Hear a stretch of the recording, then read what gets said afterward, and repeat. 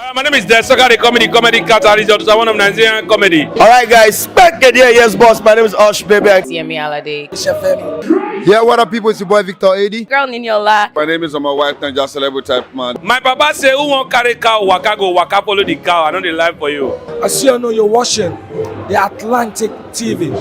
Keep watching Atlantic TV. Atlantic TV. Keep watching Atlantic TV. Keep watching Atlantic TV. Keep watching Atlantic TV. Atlantic TV. Informative, educative, interesting, entertaining. Worldwide, international. Don't go anywhere, I'll catch you. Don't touch that die. Atlantic TV. Boom. Atlantic TV, we wanna party. Atlantic TV, culturally inclined and uniquely different.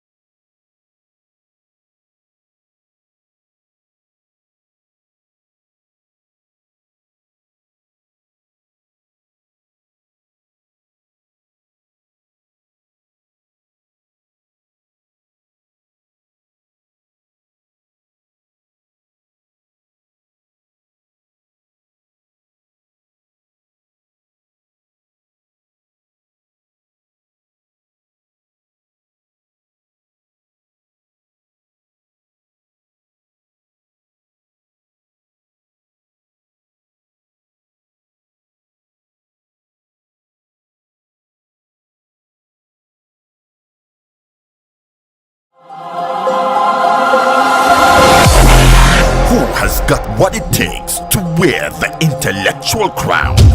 Who will conquer the stage and walk home with the king's prize?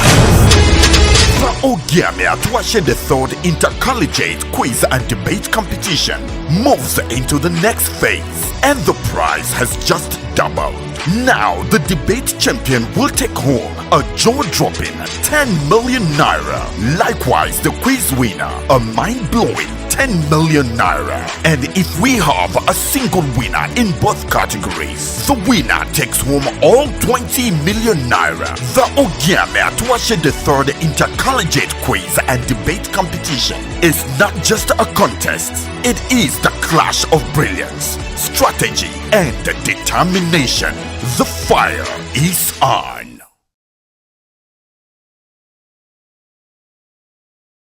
Ladies and gentlemen, boys and girls, geniuses and champions, and of course lovers of a good debate, welcome to the knockout stage, round 2 of the Ogiame Atuwatse III intercollegiate quiz and debate competition.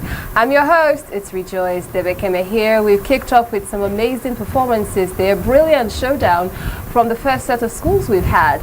Now we have another amazing set of schools. Let's celebrate them.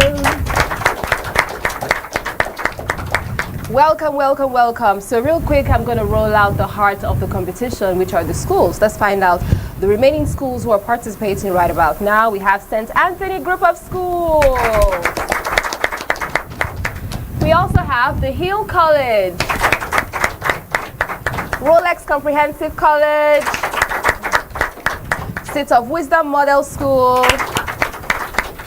Rise International School, and Ekpa Secondary School.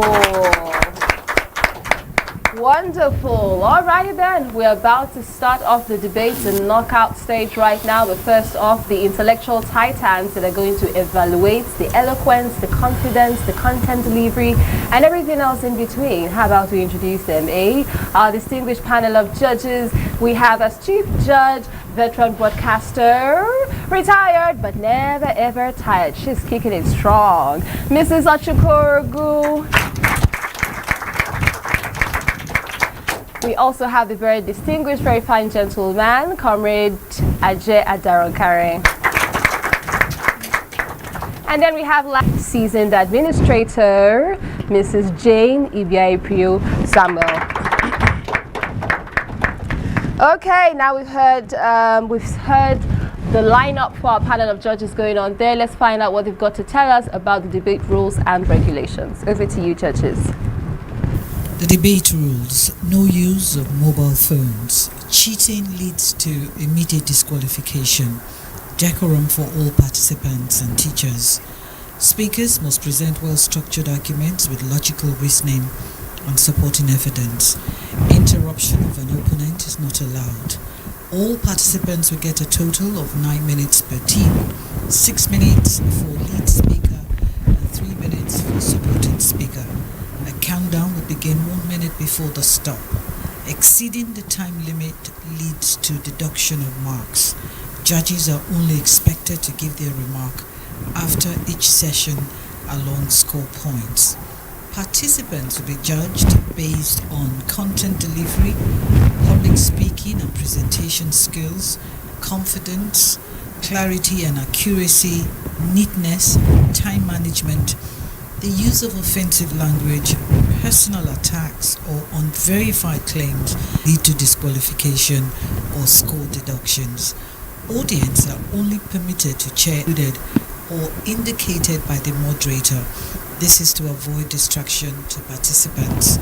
Decisions made by the judging panel are final and cannot be contested. All the best to all of you.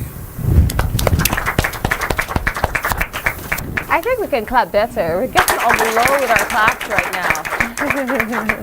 We have to keep the energy up and pumped up. Okay, so the schools going head to head, battling it out intellectually right now.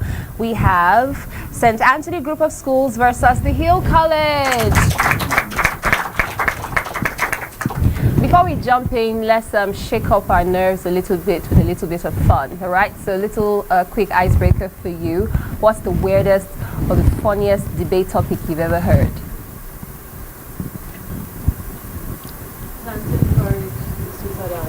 Yam porridge. Plantain porridge is sweeter than yam porridge? Really? I haven't thought about that before. Plantain porridge, yam porridge. Depends on who's cooking it. Okay, how about you? Traditional weddings are more interesting than white weddings. They are, aren't they? Traditional weddings are more, and they can be long too. Very, I know. That's a good one. Okay, how about you? Go ahead.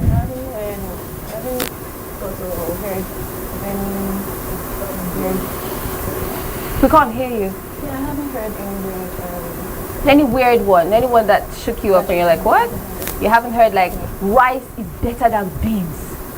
Huh? You haven't had that. How about you? No. None. So everything makes sense to you. Everything comes in strong, like it's a very strong debate topic. Okay, we have a very strong one here. You're fighting for and against the motion. Is Western education superior to traditional African education? That doesn't sound like a funny topic now, is it? We're going to see how they're going to deliver on this one. Now let's make welcome the lead speaker from St. Anthony Group of Schools. Good day, moderator, honorable panel of judges, accurate timekeeper, worthy opponent, fellow debater, teachers and students present, ladies and gentlemen. I am Tamara Preye-Biebo, a representative of St. Anthony's Group of Schools, and I'm here to propose a motion that says Western education is superior to traditional African education.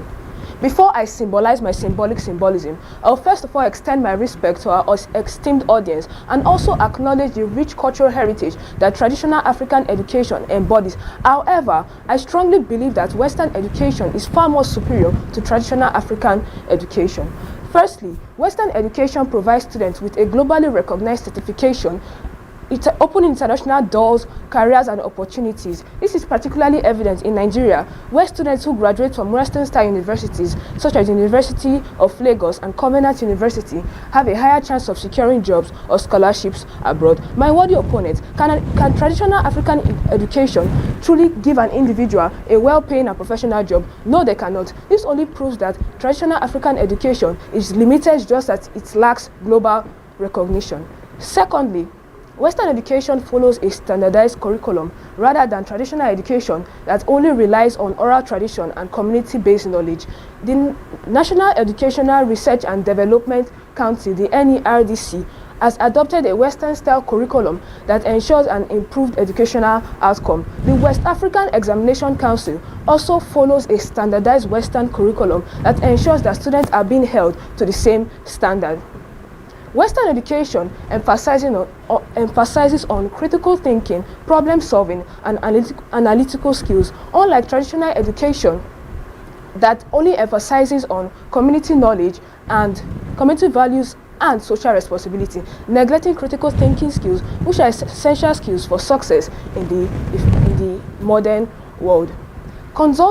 Most companies in Nigeria, such as consulting firms and banks, often require their employees to have strong critical thinking skills, which can be developed through Western education.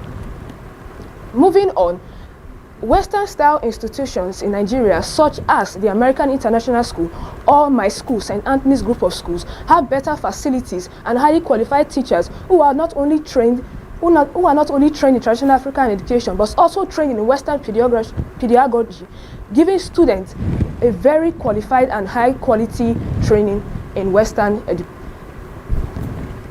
In conclusion, Western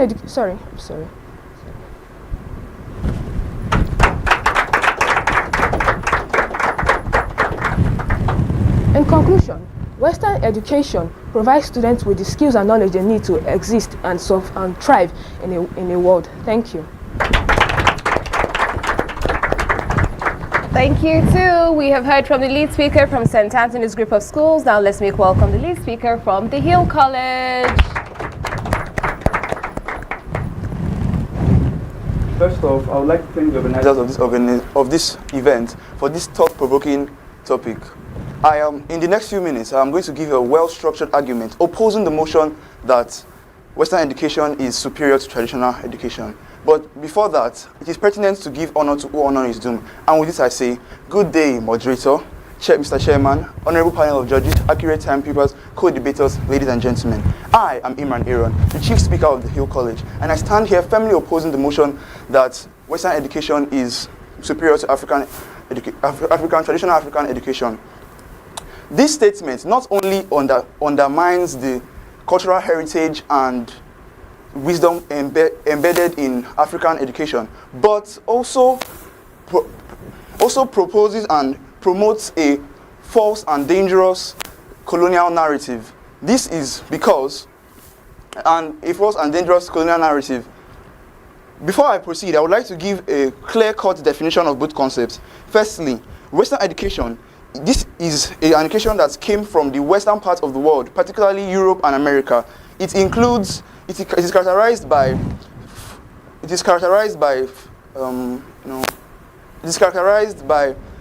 emphasis on individual strengths, pertinent, teacher-centered conversations and teachings, and also characterized by preparing students for a 9-to-5 job. While African education is an education that was in existence in Africa before the arrival of European colonization. Although it varies from different countries and cultures, it is characterized by culture-based, community-based learning by apprenticeship, and learning through experiences. Second, and learning through experiences. The Africans and learning through experiences. This can create a better place for students to have a more deep understanding of their environment. Now, I will further clear your thoughts and questions about the usefulness of African education in my following points. Firstly, African education creates a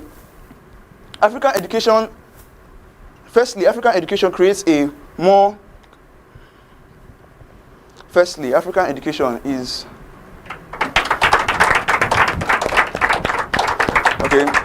African education provides a holistic approach towards learning. African education provides a holistic approach because it focuses not just on academic knowledge, but also focuses on the character development, religion, spiritual growth, and religion of the students. In contrast to the standardized and compartmentalized teachings of the Western, that my opponents may argue that Western education brings about technological advancements. But I put it to you to say that African education also incorporates modern technology where it is beneficial without losing its core principles. Then I also say to you, Western education is crucial for the preservation and transmission of indigenous cultures, which have been increasingly recognized as valuable in addressing different world changes, such as climate change, preservation of biodiversity, and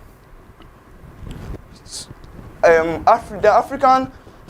also argue about the global competitiveness of African education. But I make bold to say that this competitiveness is a unique perspective and the problem-solving skills needed to tackle the different complex problems of the world today. I also put it to you to say that African education, the knowledge needed about real-life situations and experiences. For example, African education gives real-life practical skills like sustainable development in sustainable agricultural methods, herbal medicine, and oral history preservation, which help in conserving conserving community and survival of the community, and also continuity of our culture. My opponents may also argue another vital point in the usefulness of the African educational system is the usefulness of African educational system. It is more holistic and provides a better situation for a student to excel in his studies. In conclusion, African education is nothing to be compared to the individualistic and selfish methods of teaching of the Western education. Thank you.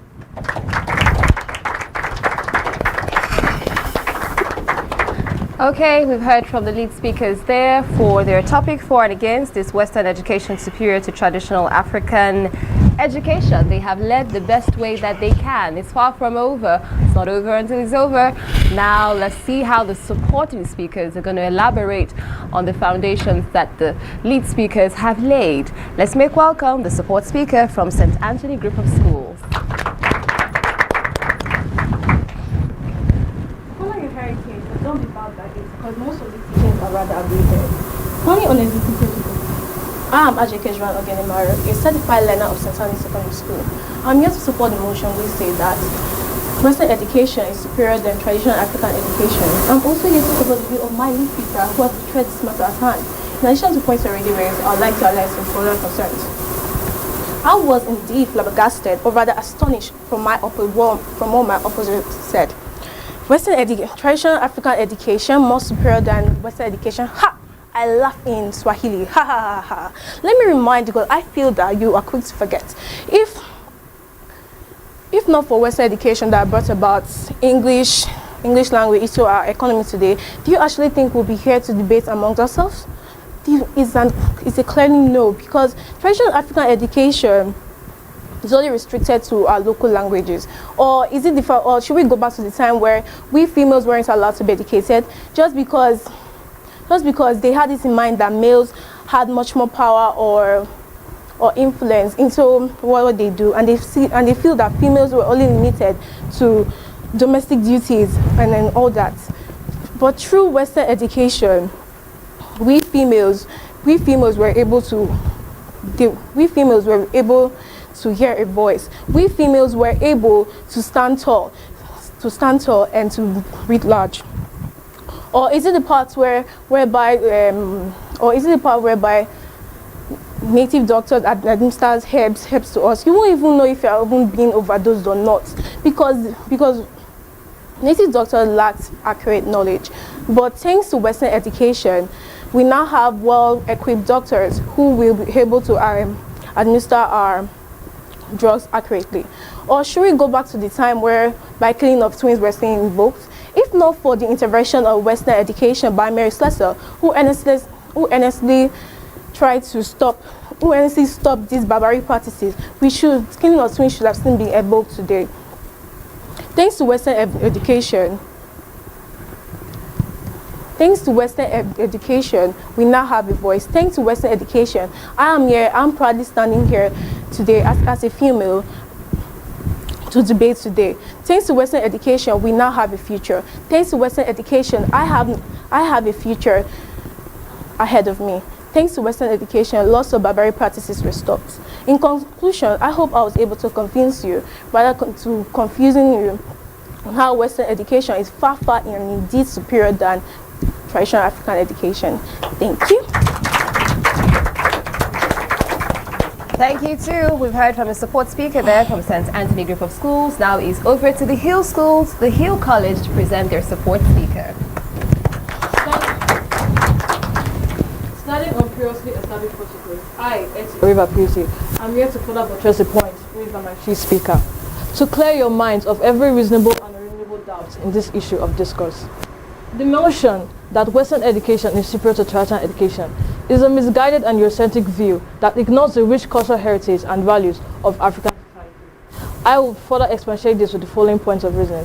Firstly, in many African societies, traditional education holds and focuses on hand-on tools that directly prepares individuals for life.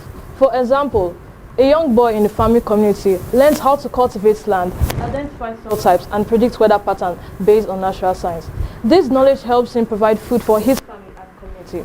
On the other hand, Western education focuses on abstract theories that may not always be applicable in real-life situations. Many university graduates struggle and suffer due to unemployment because they lack these skills for self-sufficiency. Moreover, traditional African education provides moral values through proverbs, storytelling, and community mentorship. A child who is trained through a traditional system knows the importance of respect, integrity, and honesty.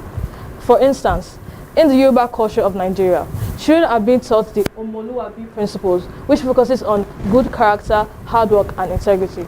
On the other hand, Western education only focuses on academic success, leaving character development aside. Furthermore, tertiary education provides opportunity for collective progress.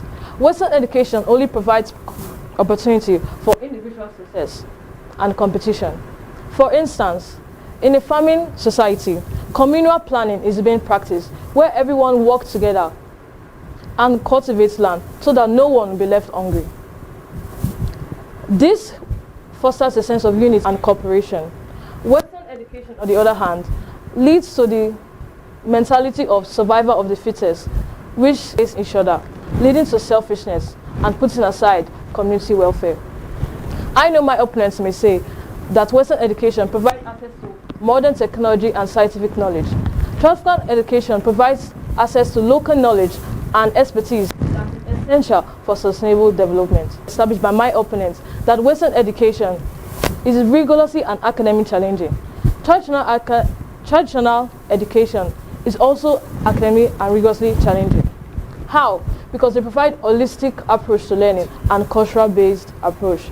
I hope that with these few points of mine, I have been able to convince you to not imbibe modern ways of living.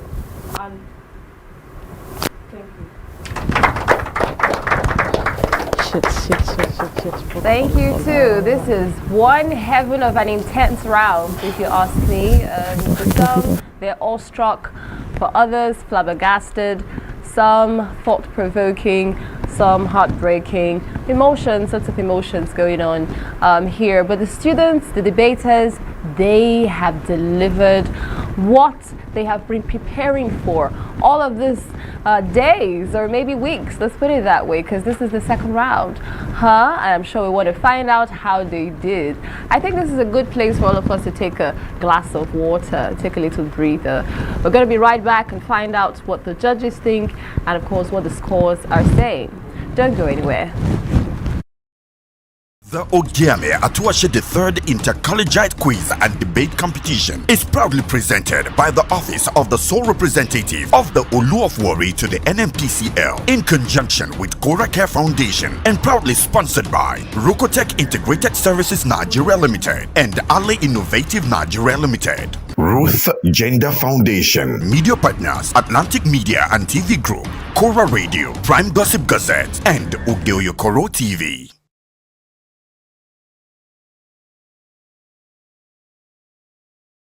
Wow! 20 million naira up for grabs! Oh my god! The Ogiame Atuwatse III Intercollegiate Quiz and Debate Competition. The prize pool doubles from 10 million naira to a whopping 20 million naira. 10 million for the best in debate and 10 million for the best in quiz.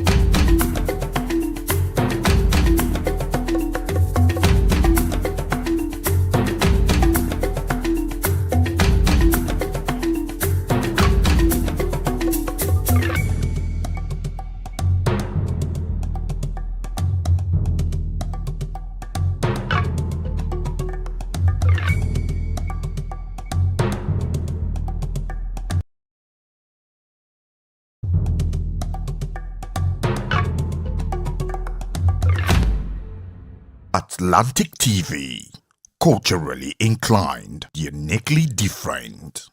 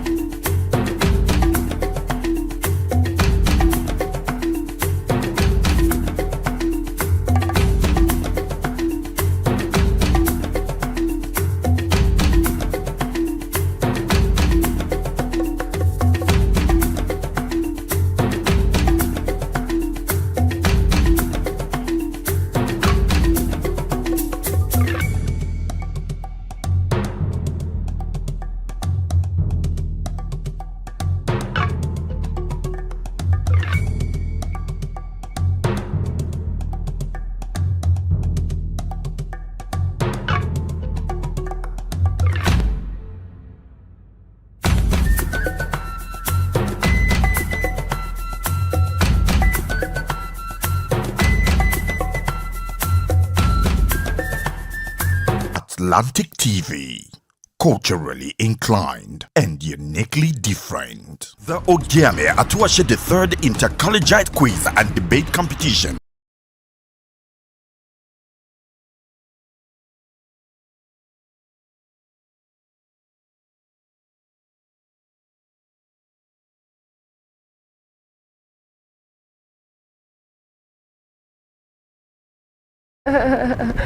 Oh my, I am so excited to be part of the Ogiame Atuwatse III Intercollegiate Quiz and Debate Competition. It's full of a lot of interesting parts going on there. If you're watching from wherever it is that you are, it'd be nice for you to leave a comment or a like or a love or a share.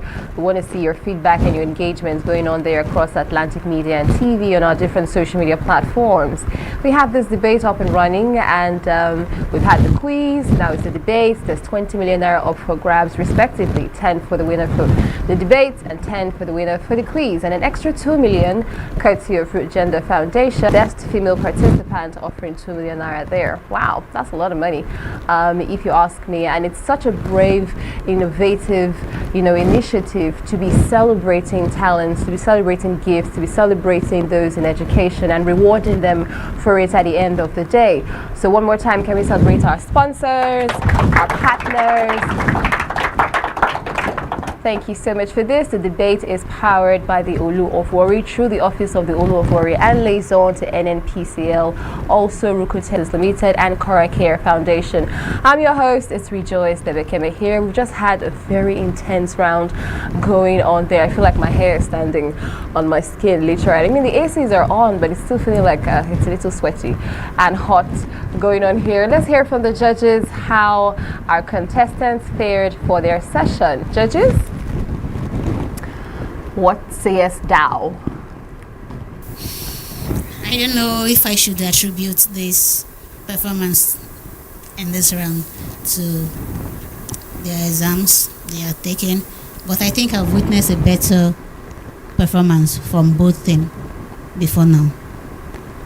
So I will advise going forward they should do a better job. Also, I don't think we have any place in the criteria where we'll talk about vocabularies, giving us plenty of vocabularies. It's not about your vocabularies. Let us know what you're talking about. Thank you.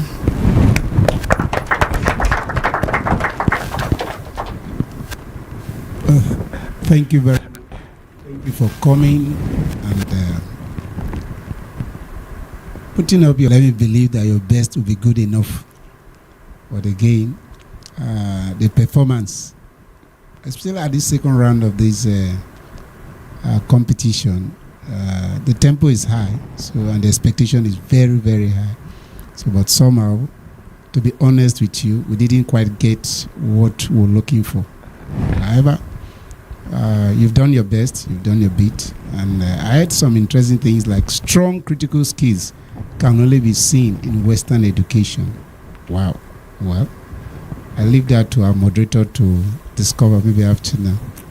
We were also told that Western education leads to abstract theories that may not be realistic in real life setting. It's for food. I mean, it's something that calls for concern. But again, you've marshaled your points and you've done your presentations. Thank you for coming. Taking it from your side, whatever you learn in school, you find out that you don't even do it when you come out of school. So maybe that's what she meant about the West education thing. I don't know whether you understand what I'm saying. To you guys, anxiety, cramming going wrong, what happened? I never expected this from you guys. Waiting, costed. You know, there's one thing we do, profession, practice, and it makes perfect. Thank you.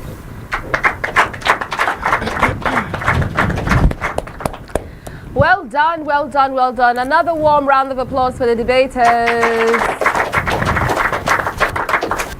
You have tried. The fact that you even made it to second round, you've got something on the inside of you. I mean, but the stakes are higher right about now, and the expectations also are higher. There's a lot on the table, and we want to find out the very best who's going to travel to the next round. Let's get to the score sheets and find out how our contestants fared.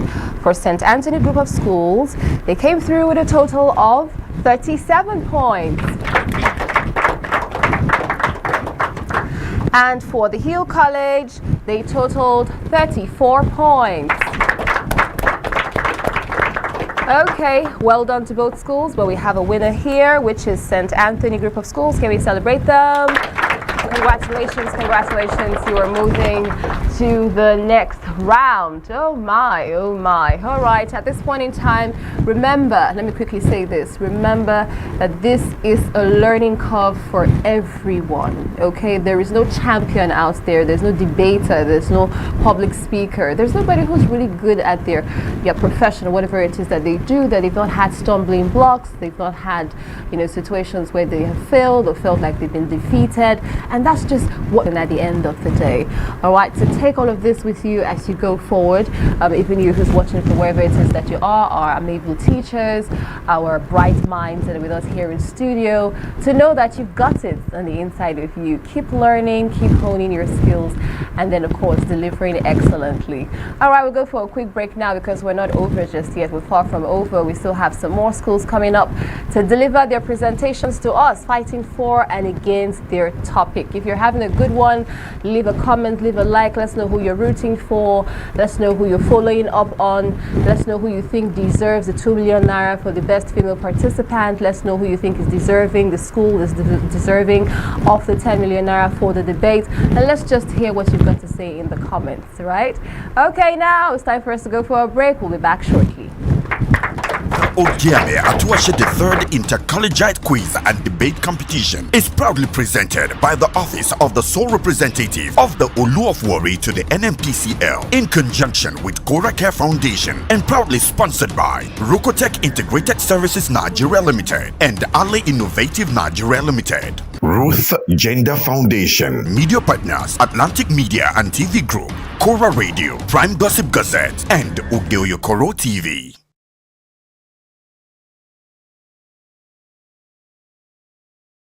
Atlantic TV, culturally inclined and uniquely different. Today we are going to be looking at a very short and insightful experience. I'll call it just an insight into the banking. You can say an insight into banking space. So banking has been one of the major career choices that has lasted for a very long time now. If you begin to count whereby people decide to choose, what do you want to become? You hear them say doctors, engineering, bankers, you hear pharmacists, and the likes. Unlike today where we have people going into robotics, coding, people saying, I want to be into technology, or I want to be social media, or I just want to be a public speaker, I want to be a commentator. And also, banking has actually stood the test of time in terms of career choices. And then today we'll have the opportunity to go through what the banking system entails. It goes more than just depositing and withdrawing money. Okay, I'll just consider this a rare opportunity. I'll have to just thank the collaborators and then the sponsors of this show before I begin shortly. Now, what is banking?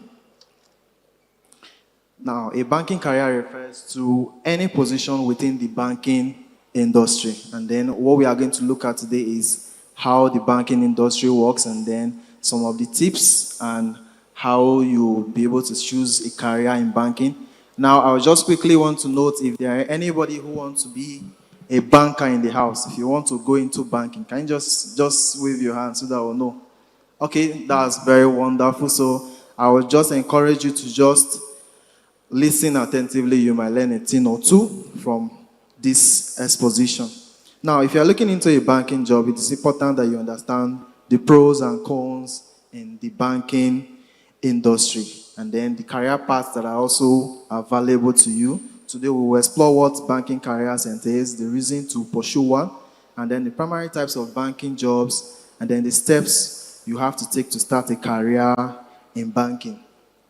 Now, the common careers, they include what we call the bank tellers, the accountants, the trust, investment bankers, and we have what they also call the bank administrators. Now, a career in banking is something that individuals want to pursue, and then some positions don't even require higher educations. Now, it's considered a service industry. It means that you just have to have two things, basically.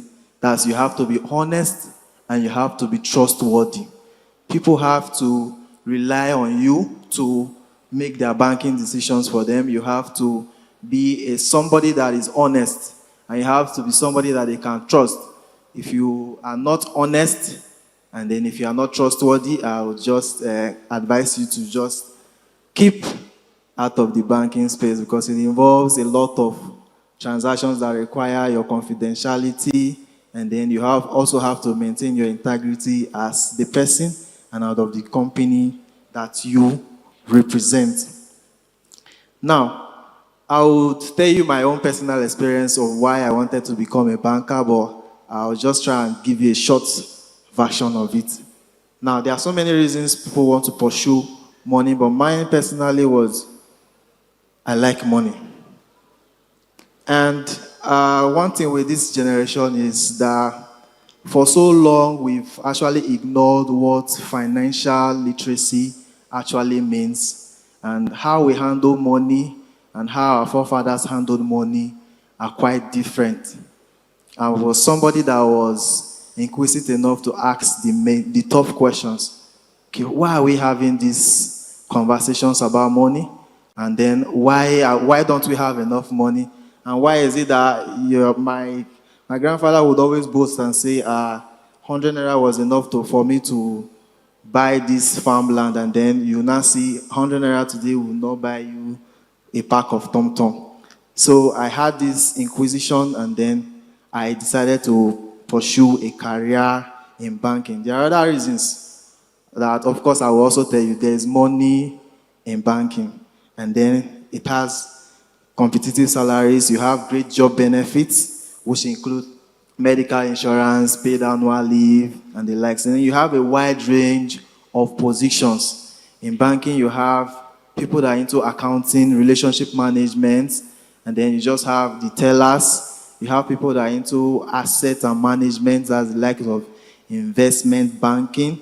And then you also have a good working condition. And then you also have career development opportunities. So I'll just take a few of them and just throw light on them. So you'll probably be able to picture what aspect of banking you'd actually like to partake in. We have the bank tellers, and then we have the financial clerks. So for bank telling or banks, your front-end officers, their major functions is just to receive cash, perform transfers over the counter, and then it's just the basics. Then we have your financial officers who do more than just maintain your transactions. Then we have the ones that are called investment banking, whereby you have them telling you what kind of investments you would want to be interested in, and then what this investment entails, what your risk appetite is. And then they will do a personal assessment of you or the company that you represent and tell you, okay, fine. If you want these returns annually, you do this, you do that. And then we have the auditors, which are the ones that actually look into the books of the banks and then ensure that they are compliant. And then we also have the accountants, which are the ones that you popularly refer to as your account officers.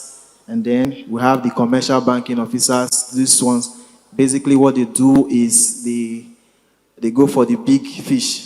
What I mean is they attend to the banking needs of big companies. Then we have credit analysts. These are the ones that would tell you if you are credit worthy or not, if you want a loan, and then how you can secure one, and they'll be able to analyze the risks and then what it ends and what the loans and explain the pros and the cons for it. Then we have the bank companies that our regulators, that such as the CBN, we processes